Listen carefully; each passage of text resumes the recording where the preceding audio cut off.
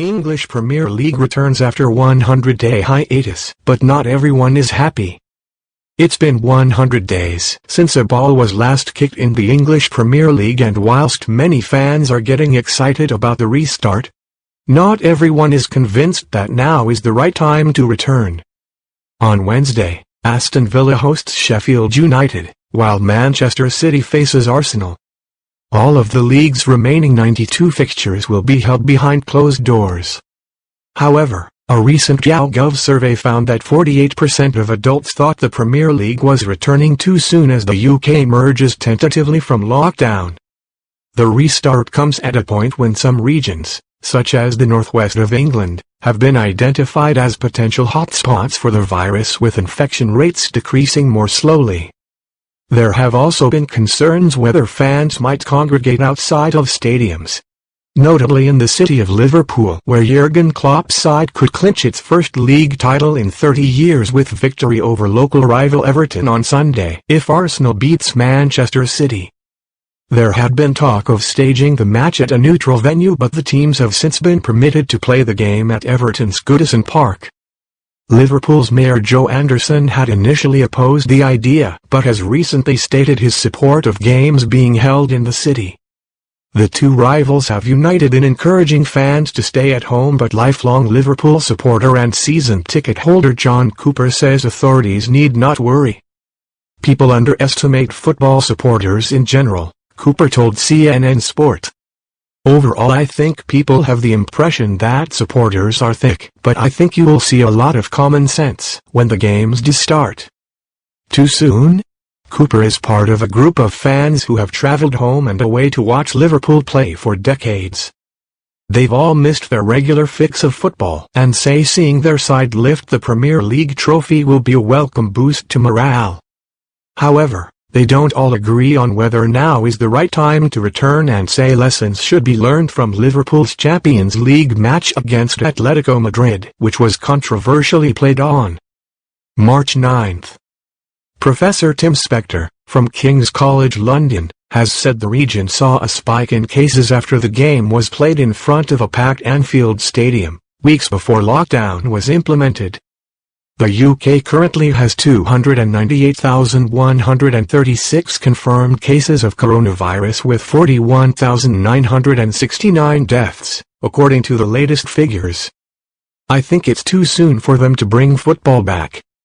They were too late bringing in the lockdown, said lifelong Reds fan Terry Maher. The Atletico Madrid game was the big one. They should never have played the game. We were mixing with the Spanish fans all night into the early hours of the morning, singing and dancing with them. It should never have gone ahead, and I don't think we should be playing next week. Morale boost. One thing many fans agree upon is that the return of football will be good psychologically. A survey conducted by Level Playing Field found 43% of participants said the suspension of live sport had had a significant impact on their mental health. In addition, 62% of supporters feared it would have a huge impact on their own personal well-being if they were unable to return matches next season. It's an opinion echoed by Alastair Campbell, who was a former spokesman for Tony Blair when he was UK Prime Minister. Campbell has been a vocal critic of the way the current British government has handled the pandemic. He points toward the successful return of the German Bundesliga as a reason to be hopeful. I think Germany has shown it can be done, and talking to people I know in football, it seems that the football world is very well catered for in terms of testing and protocols, Campbell, who is a Burnley fan, told CNN Sport. I think the risk to the general public is negligible, and the need to get football back is strong. Financial implications. The return of football is not purely in aid of national morale, there is an undeniable financial aspect. A recent report by financial services firm Deloitte says the Premier League could face a loss of over $1 billion, due in part to losses in broadcast deals and matchday revenue. Football returning in a safe and sensible way is clearly important to limiting the financial impact that the pandemic has had, said Dan Jones, head of the sports business group at Deloitte. Much remains uncertain, particularly around the timing and scale of the return of fans to stadiums and the impact on commercial and broadcast partners' wider businesses.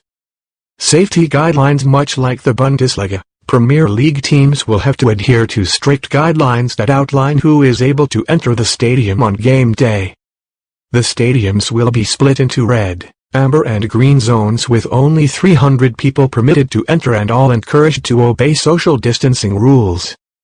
Only 110 people will be permitted pitchside, with everyone having to have returned a negative coronavirus test within the previous 5 days.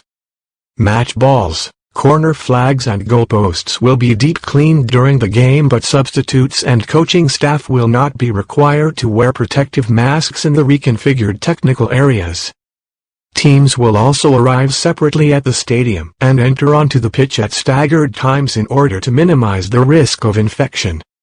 Players have been asked not to spit or clean their noses on the pitch and urged not to surround match officials during the game. Due to the congested fixture list from now until the end of the season, games will be stopped for a drinks break midway through each half, with each team allowed a maximum of 5 substitutes up from the usual 3. Clubs have also been encouraged to not stay in local hotels the night before the game and have instead been asked to fly to matches where possible. A Norwich City player was one of 2 people to test positive for COVID-19 after the latest round of tests.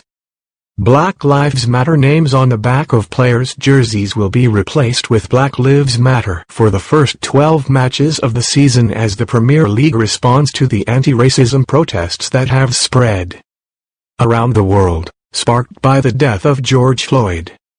Players will also be supported if they decide to take a knee before or during the games, and a Black Lives Matter badge will be visible on every shirt for the remainder of the season. If you like the video, do not forget to subscribe to the channel and activate the bell button to receive all new and encourage